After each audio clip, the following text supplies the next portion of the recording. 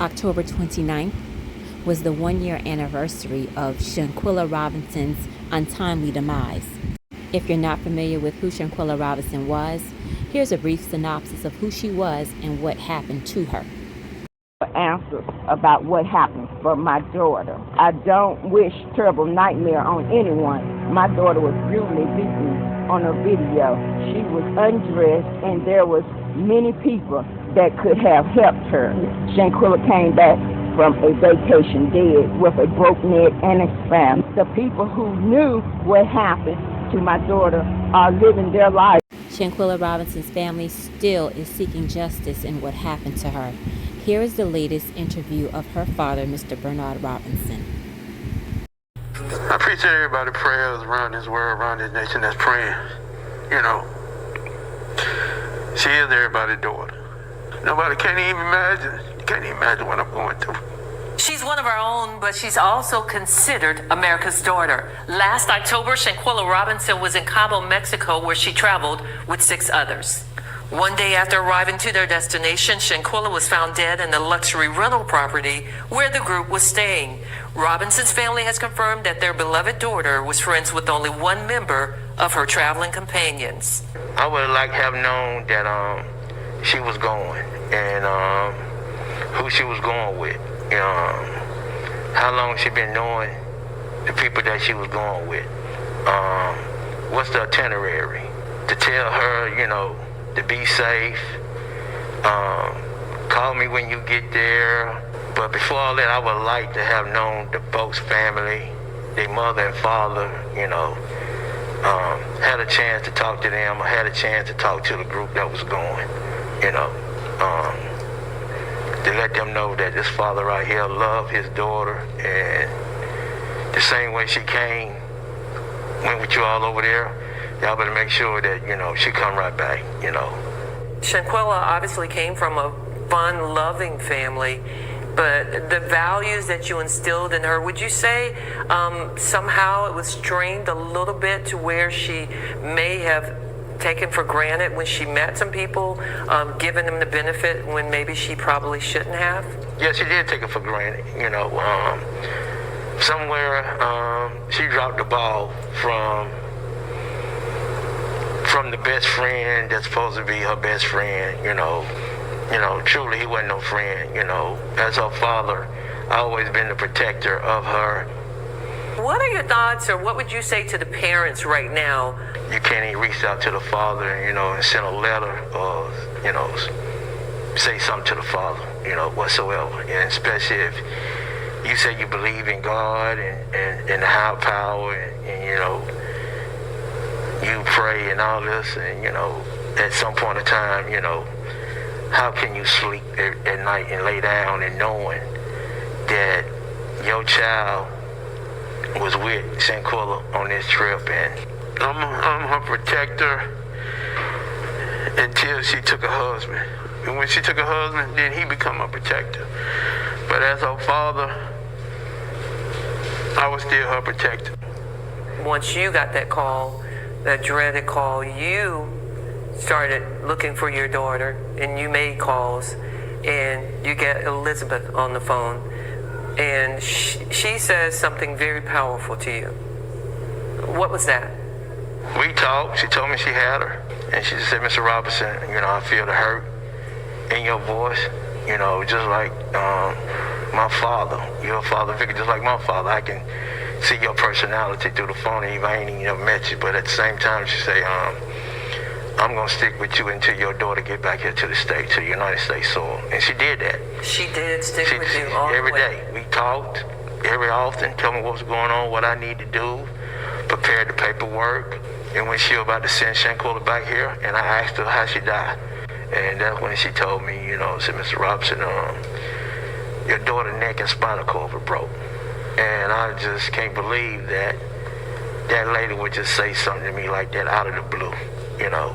How do you feel about the results, the recent announcement that currently there will be no federal prosecution because of a lack of evidence?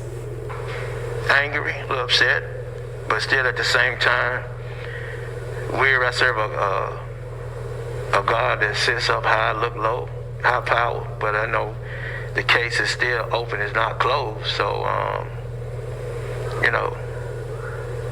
God's still moving.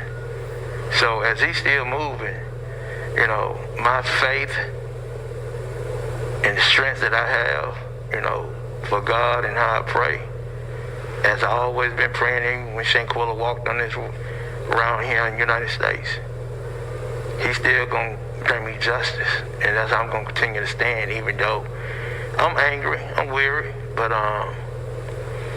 justice going to come, though. And what does justice look like? They need to get what done to them, because they did a crime and came back over here and just seemed like they got away.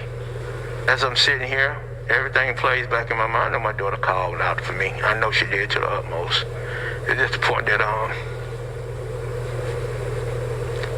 couldn't be there to help her.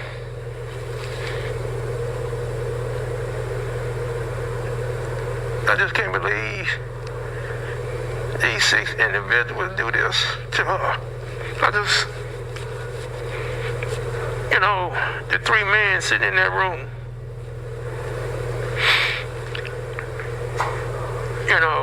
how would you like if that would have been your mother sitting there,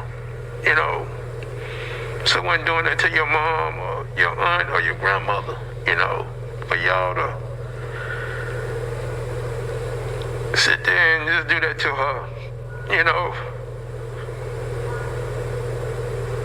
waking her up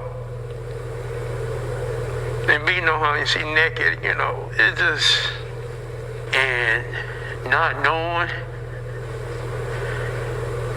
that she was gone,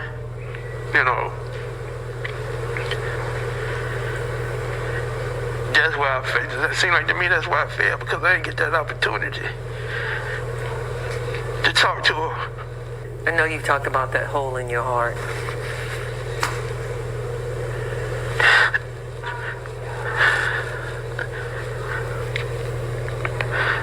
It's gonna take a long time for this hole to heal up. This is how I've been, mistreated out here. Like I was a deadbeat dad. Like I ain't had no say so, like I ain't do nothing for my daughter. Your friend died in front of your eyes. Your face, my friend, even with my eyes closed, was the last I saw. And I hope mine was the last you saw before I left you. And Jesus came and took me home. Listen, when your parents tell you that certain people are no good for you, they have for more experience than you think and know what they are talking about. Choose your friends carefully. It might be single, most important decision you will ever have a chance to make. Too many people have ended up like me. I thought I knew what a real friend was. But in the end, I did not. I wish I could tell you to beware of red flags. Trust the people who are they show themselves to be. And when you feel time it is right for you to separate, do not let anyone, include yourself, especially yourself, take you out of it. Feeling, warning are real. Take heed. This letter is written by Sharon Simmons, one of the members of Macedonian Church family. That's very friend dear to the Robinson family. And she wrote this letter to Clea Cook and all the friends that was on that trip.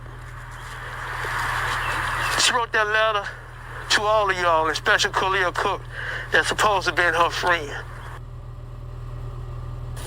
Justice for Shanquella Robinson. If you are not already following, please give me a like, a follow, and a share.